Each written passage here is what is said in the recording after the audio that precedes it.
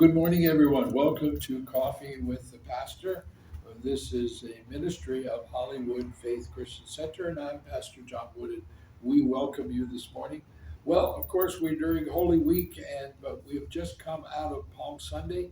And one of the things that I love is the Pharisees come to Jesus. Now, remember, there's a crowd, and they're cutting palm branches, and they're waving and they're screaming the messianic proclamation out of Psalm 118. And they go to him and say, Teacher, tell your disciples to stop.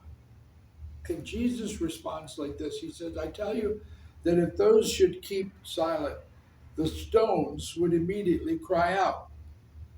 Wow, that means literally that God's creation itself, the earth, is going to cry out if we prevent his disciples just from declaring him as Messiah. But this isn't the first time where we see the stones crying out. If you remember in John chapter 1, John the Baptist is baptizing and he is challenging the Pharisees, and he says, well, who told you to come here to do, you brood of vipers?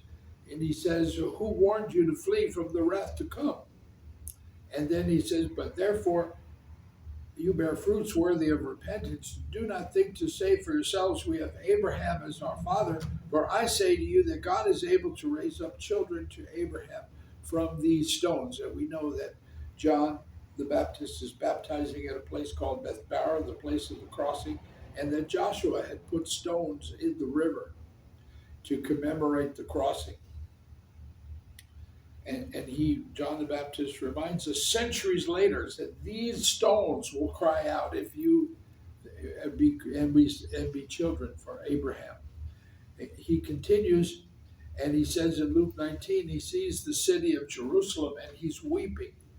And Jesus is weeping and he's saying that, he says, and they shall not leave one stone upon another. Now the Romans literally pried open the stones of the temple because they were told that the Jews had hidden their gold in between the stones.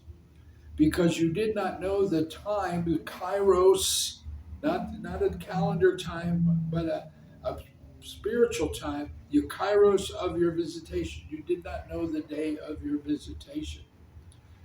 In Matthew 23, verse 38, this is part of the end times discussion in the book of Matthew. For I say to you, you shall see me no more till you say, Baruch haba b'shem Adonai. Blessed is he who comes in the name of the Lord.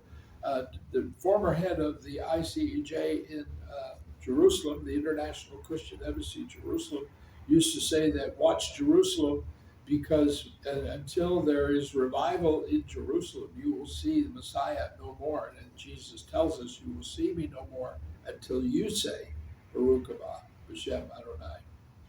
You know, this is an end times proclamation. Here is this procession coming into the city, and it is so reflective of what's going to happen. In Zechariah 12, he says that they will look on him whom they pierced, and they will mourn for him like one mourns for an only son. And of course, in Ephesians chapter 2, he says for himself is our peace, who has made both one and broken down the middle wall of separation, have abolished in his flesh the enmity, and it says that he will himself make one new man from the two. One new man, never seen before, one new man. So when God shows up, there's always a shift. We can embrace the shift or we can resist the shift. In the church, in the world, or in our lives personally, we can resist it or we can embrace it even though it might be a little uncomfortable. God bless you guys. See you again next time.